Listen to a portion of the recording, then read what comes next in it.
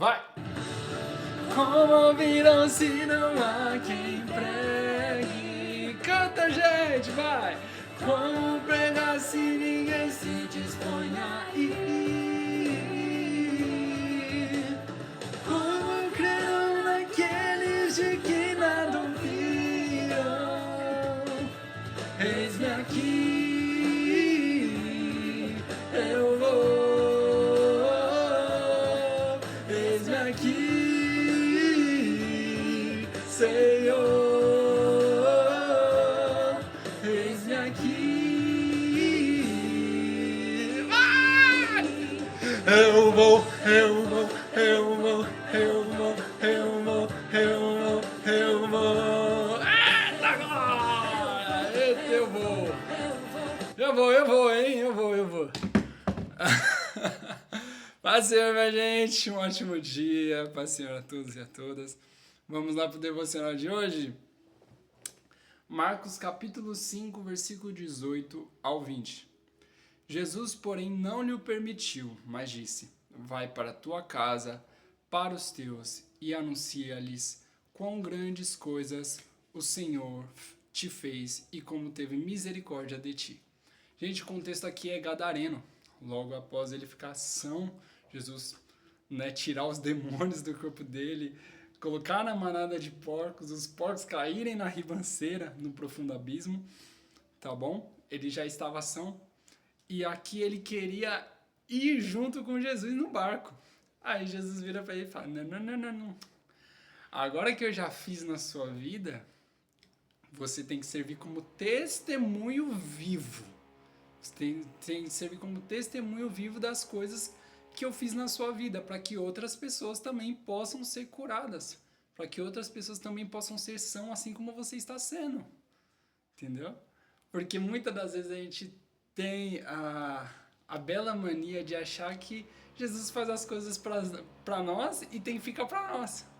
Quando na verdade Jesus está falando: meu filho, vai, sai da onde você está, né, desse mundinho que você está, e vai anunciar as coisas que eu fiz na sua vida.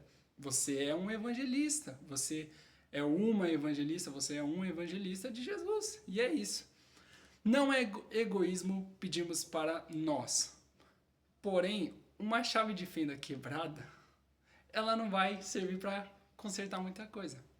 A chave de fenda ela já foi feita para consertar, não é mesmo? E consertar várias coisas. Assim, nós também fomos feitos para servir. E servir não se trata de servir só a nós. Se trata de servirmos o nosso próximo. E devemos entender que uma vez feito a nós, uma vez que Jesus fez para nós, nós temos o dever, nós temos a obrigação, entendeu? De sair e anunciar: ó, Deus foi lá e me curou, ó, Deus foi lá e me batizou, ó, Deus... Se vão crer ou não, aí parte da pessoa, tá bom? Nós temos outros exemplos, não só de gadareno, mas nós temos também a mulher samaritana, né? Logo acontecer todo aquele diálogo dela com Jesus. Quando Jesus volta naquela cidade, aquela cidade já foi totalmente evangelizada por ela. Você tá entendendo? Ou seja, ela não guardou aquilo que Jesus falou somente para ela. Ela entendeu que Jesus é a fonte inesgotável não só para ela, mas para todos, entendeu?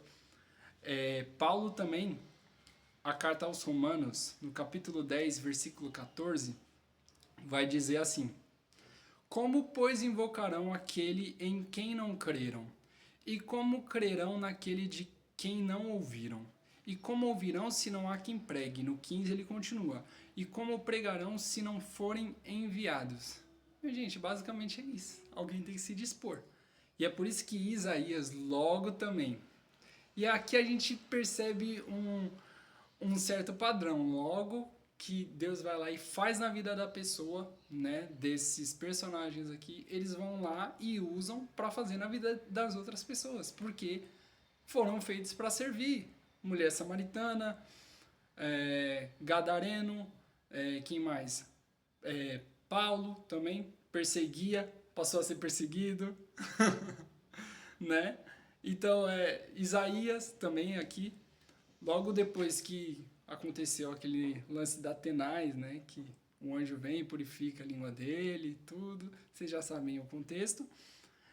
A pergunta de Deus é: a quem enviarei? E quem há de ir por nós? Então ele disse: eis-me aqui, envia-me a mim. Mas primeiro foi feito para ele. Então não é egoísmo. Primeiro nós temos que cuidarmos de nós, pedimos para que Deus cuide de nós, para que nós sejamos sarados, para que nós saremos outras pessoas. Amém?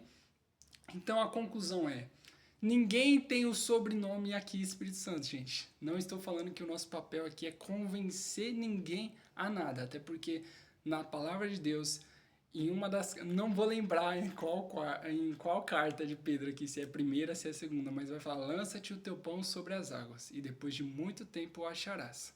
Tá bom? Nosso papel é lançar. Ou seja, o nosso papel é falar dos grandes feitos, das maravilhas que Jesus tem feito sobre a nossa vida. Agora, a gente não tem o papel de convencer ninguém a acreditar na gente. Ninguém dá ouvidos pra gente, entende? E aqui, como diz no versículo, e depois de muito tempo, às vezes a gente prega para tanta pessoa, a gente fala de Jesus para tanta pessoa, e só depois de muito tempo que aquilo começa a dar fruto, entende? Mas sim, o nosso papel é falar, entende? Sempre que tiver a oportunidade de falar: ó, Jesus foi lá e me curou de tal coisa, Jesus foi lá e abriu a porta na minha vida, né? Porta de emprego, Jesus foi lá. Nosso papel é esse, tá bom? Então nós somos um testemunho vivo em Cristo Jesus. E o papel do testemunho é levar outras pessoas a acreditar que Deus também possa fazer na vida deles. Amém? Deus abençoe a vida de vocês.